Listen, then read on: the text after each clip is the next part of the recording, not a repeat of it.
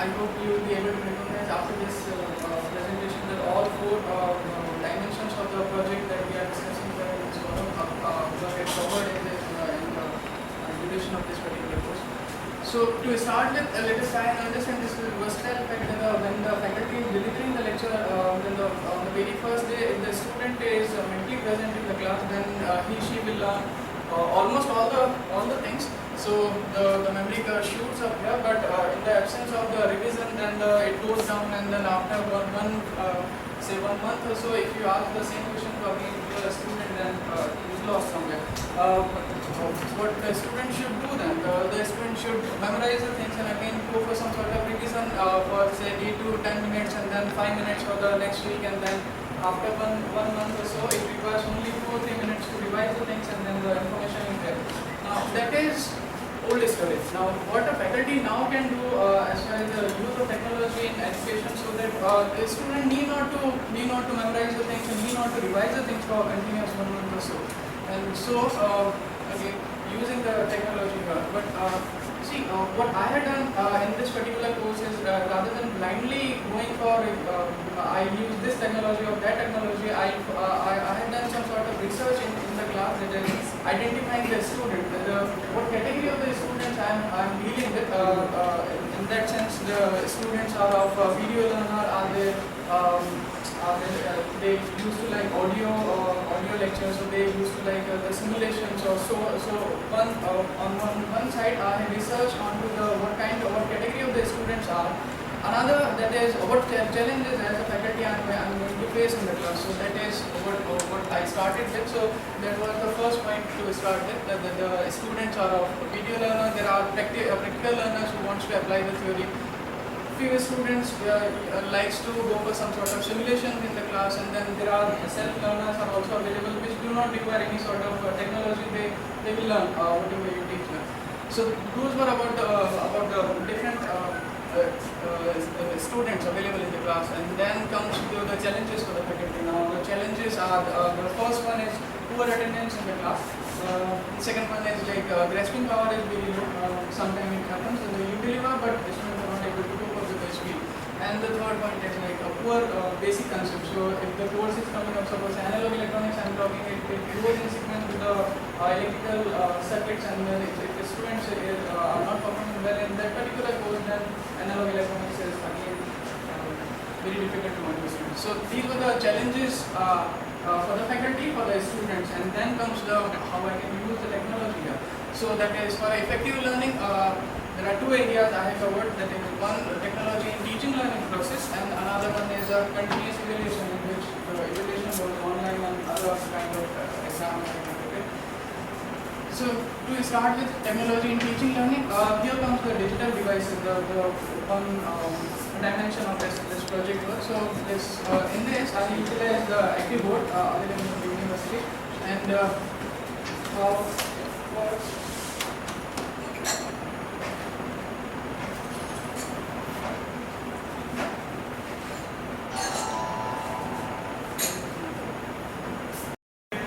So see, consider a switch here. Okay, this is switch here.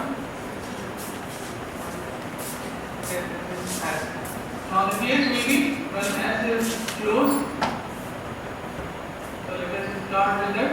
Switch is closed. When the switch is closed, this junction will here on this junction the current conduction will be very high due to the forward biasing due to this supply, and this junction is forward bias. So what I used to do in the class, this is sort of flip class kind of concept, in which I used to give the video lecture, audio video recorded lecture. Active board. Active whiteboard. Yes. So I used to give this video lecture. Your thing which is moving is the logo. Yeah, that is a cursor. So as you write. NU. Yeah, NU logo. Yeah, NU logo. So before we I publish love this. I'm just saying, steal into your content the logos wherever you can, because anybody using it anywhere in the world, you find your template. So there will be some need for us to do some created thinking like that, you have to look it. So that as all of us build our content. It's like you sometimes you have a watermark which someone is copying. It will be a hell of a task for someone to change anything like that. And it becomes a signature. So, okay, go ahead. So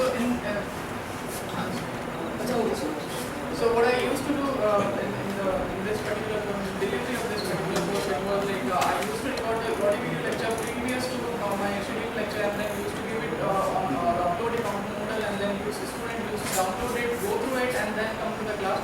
Again, the class would be like in the first 10 minutes, I'll summarize the whole thing, because 60 to 70% of the students will definitely go through the video lecture, but there will be some students who won't be going. 60 to 70 had been good. Yeah, I'll show the feedback of the students as well. So that could be, I'll revise the things in the first 10-15 minutes, and then the class is open for questions and answers. So that is again the flip class kind of conversation, which you need not to deliver the whole lecture again in the class. So that is where I utilize this particular digital device. There are lots of other things that you can do with the active board, and the class itself I used to deliver the lecture without that old chalk and the marker. This is very, I must say, very interesting. Very. So this is what is it called? Active board. Interactive board. What comes along with the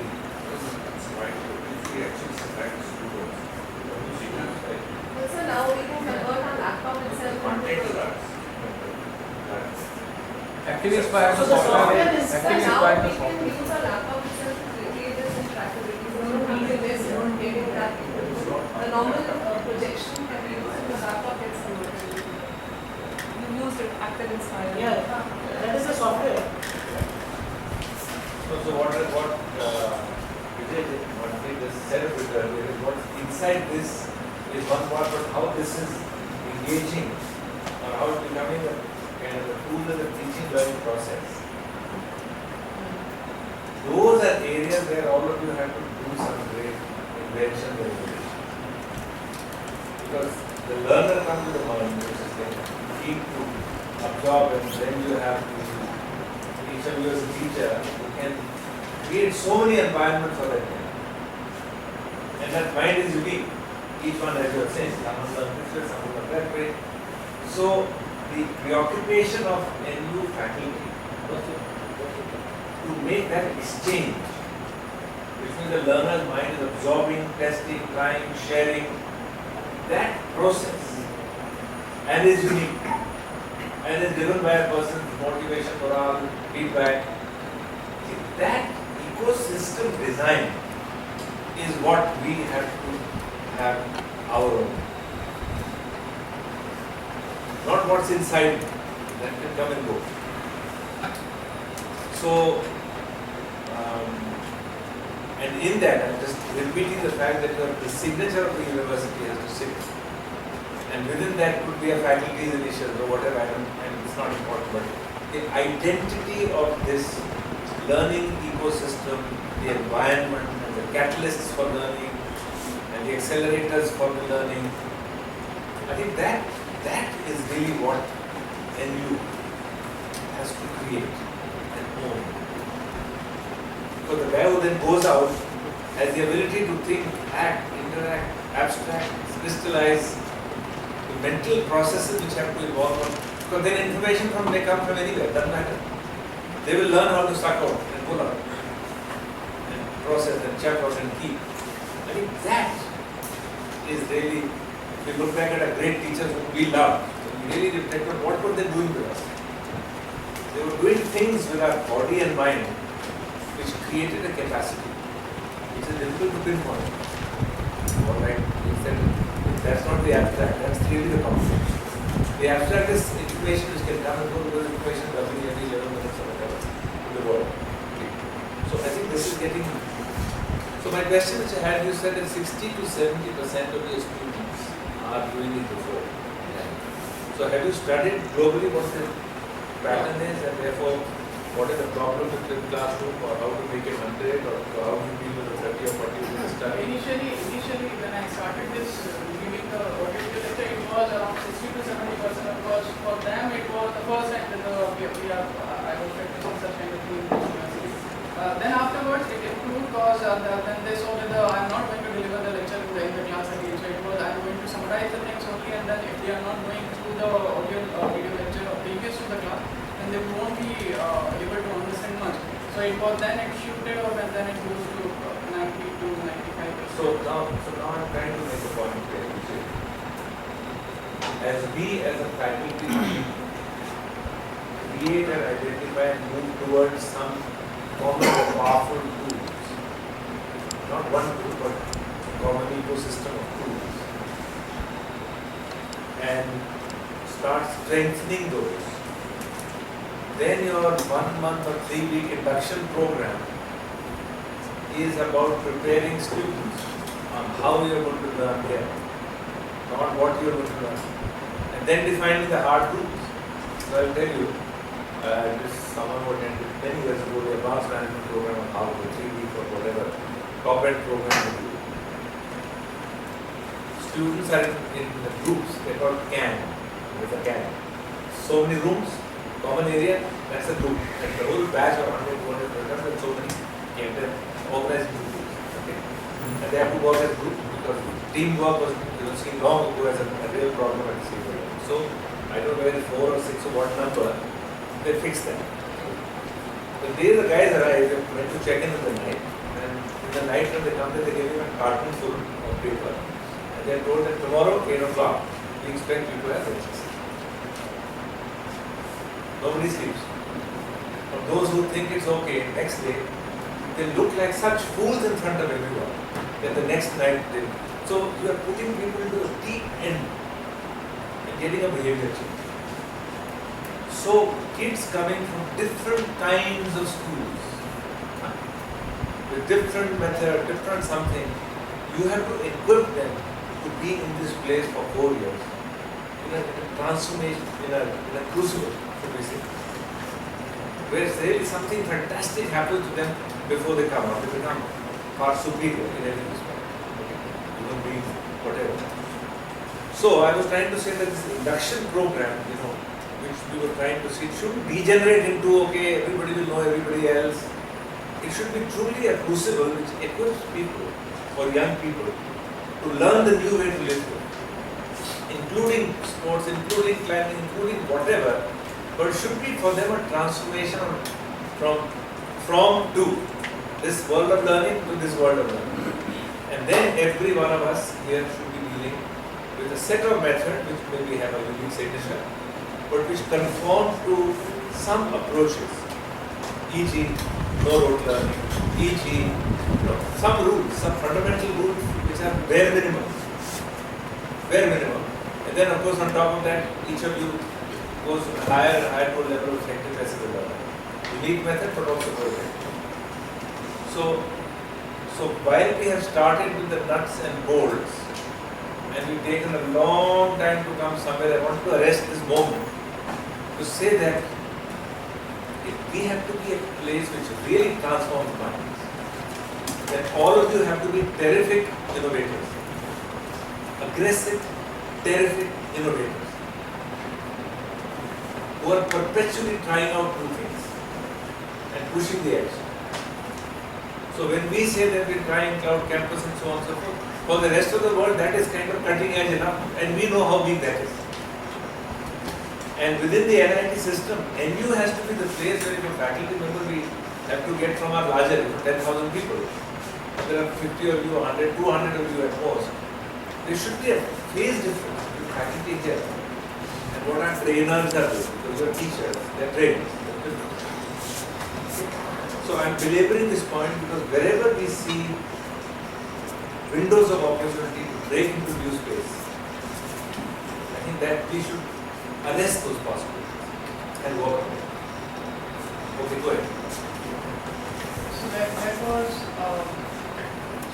was one part of the delivering the lecture. Then another one is use of simulation tool in which I used to whenever I used to deliver this particular one of the lecture, then it was that rather than only talking about the theory and then doing some mathematical thing on the board, I used to give students a free software, that there is a freeware available, that is PSpice that I use, and the the students were used to design the circuit on the simulation tool in the class only, and then so they are practicing the things, and then they are seeing whether if I apply such kind of input, what output I'm supposed to get, and so the learning is again effective learning is taking place.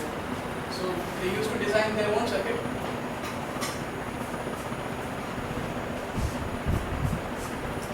And then simulate it, and then the output waveform used to come. And then so before going What is and this tool? PSpice. PSpice is a circuit simulator for electronic circuits. PSpice.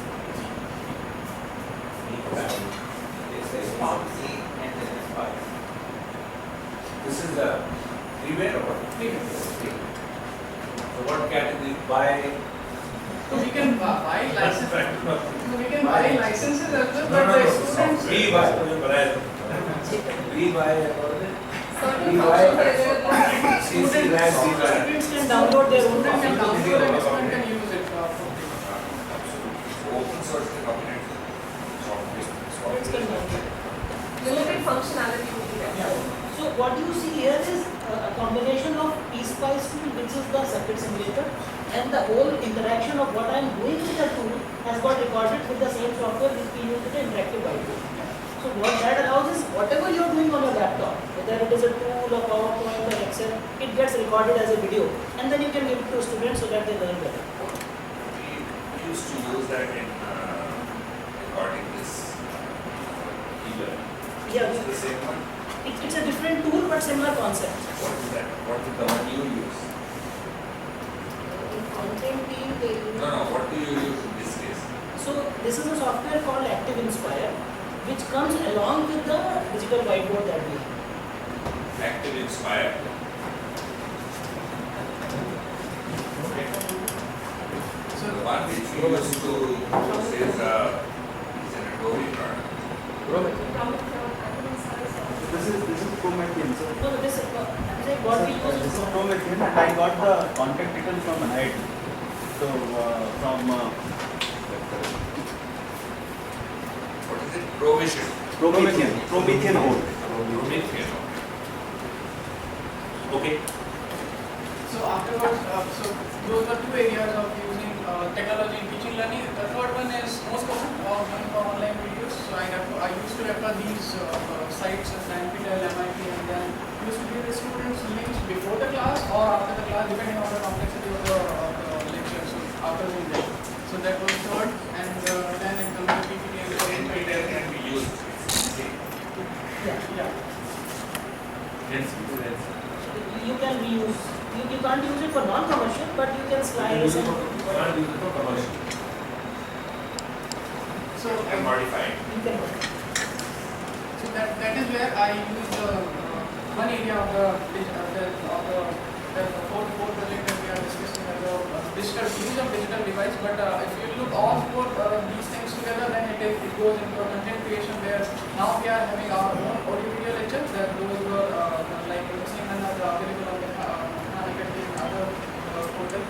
So that was one area. The use of technology in teaching learning, then the technology in assessment. So I used to take frequent online quizzes on Moodle, and so updating the marks online, how it helps the students. So students always, so many quizzes I'm taking care in the midsem and all the things, and then student used to be aware of what currently his performance is in the Each class. one knows their own only. Yeah. That's you No. don't know every day.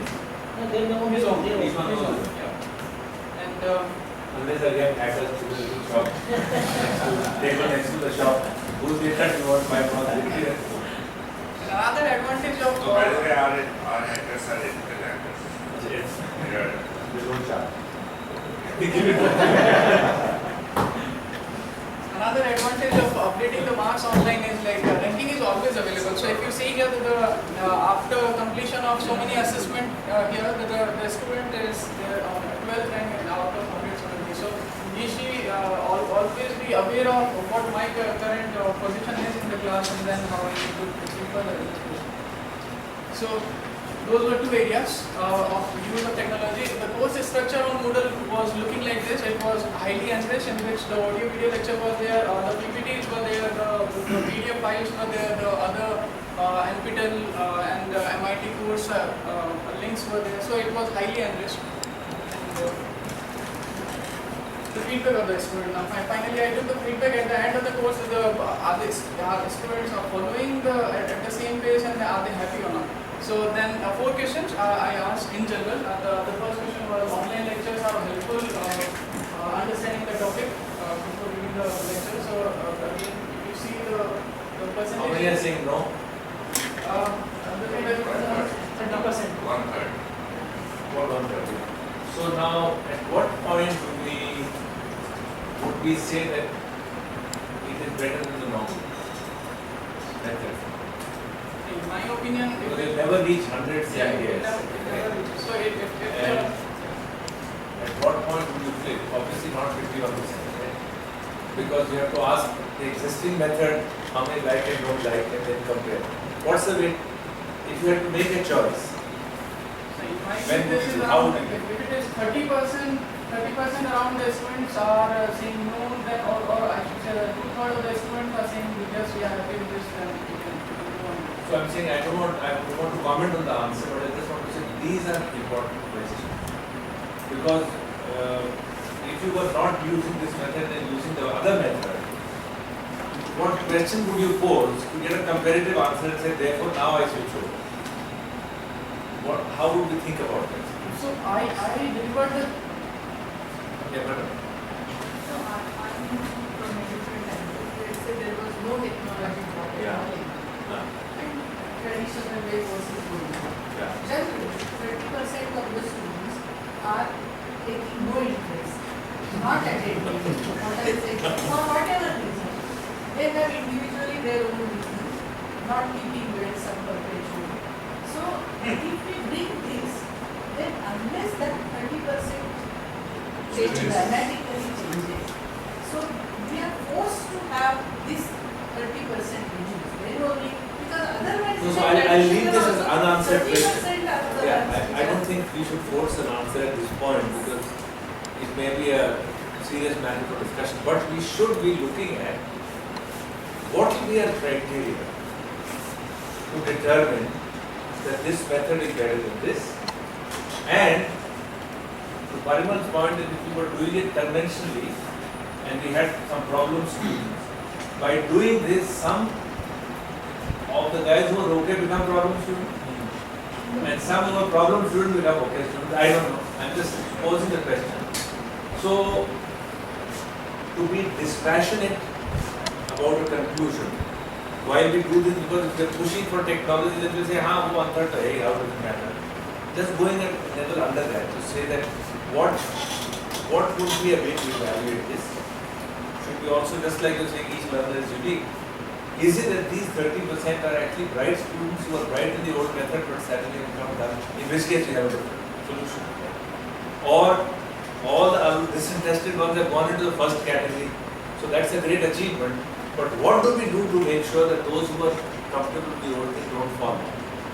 It may show up those qualitative questions. So you may just want to revisit your own group with some precision.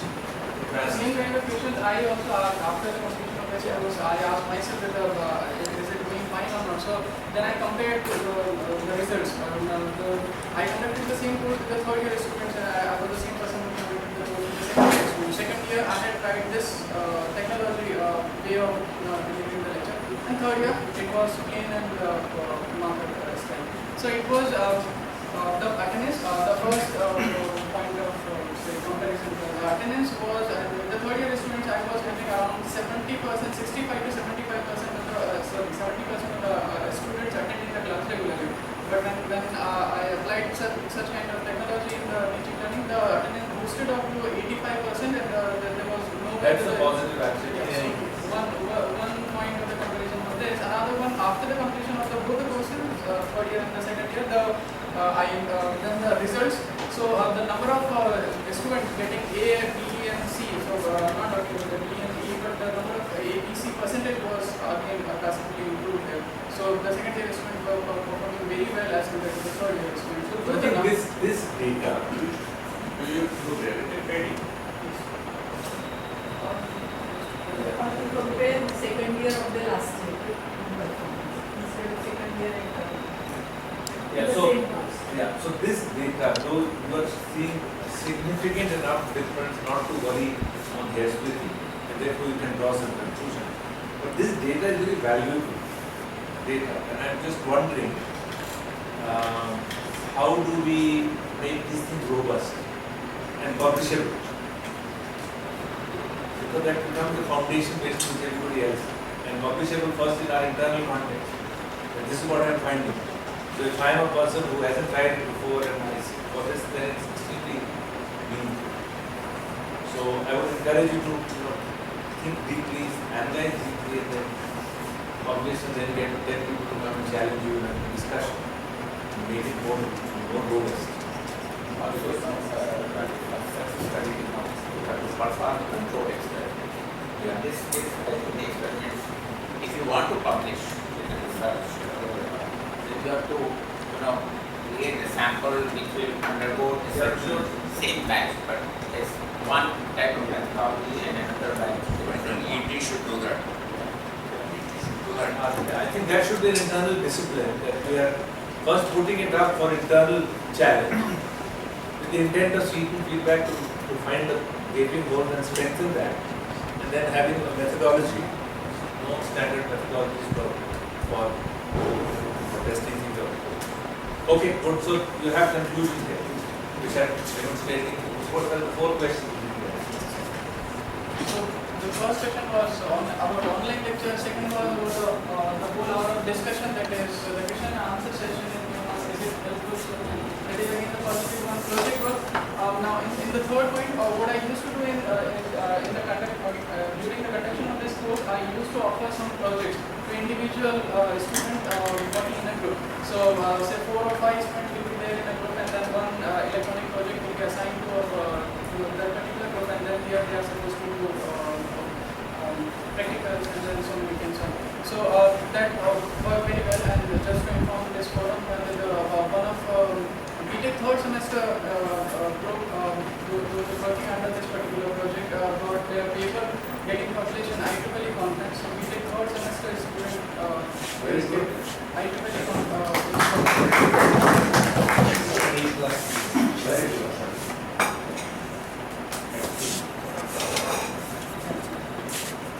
So what I got, so ultimately for the students, the results are their quiz performance were improving day by day. So there were several quiz I used to take, and then electronics project work, as I mentioned, the students are now performing online level.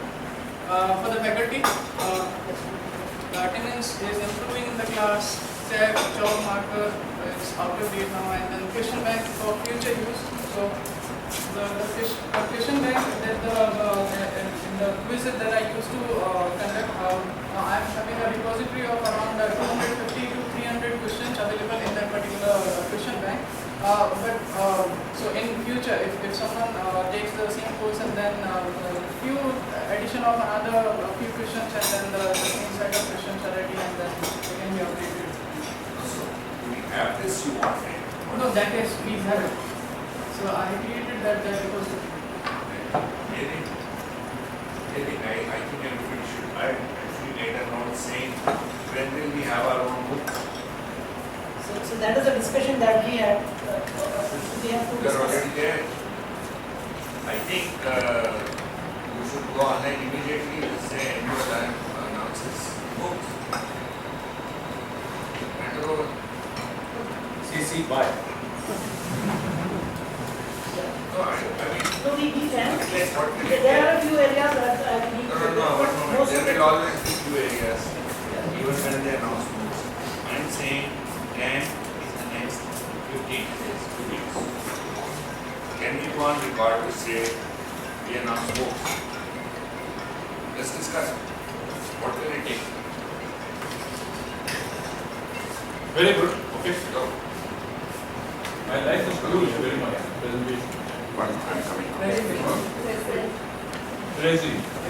So PPTs are out of technology. If you use Desi presentation again in the class, it will become more catchy for the students. So I use this particular. So for the Tutorial from me. So this is what I am planning now. So planning for taking books and the comprehensive examination online. That is okay. Now everyone is doing that but on this particular level, that is, I want my students to go to certificate or the GRE level so that the student in future anyway needs to apply for these exams and it would be very helpful for them. So that is what I'm planning up. The same thing that is, and so slowly becomes university paperless university.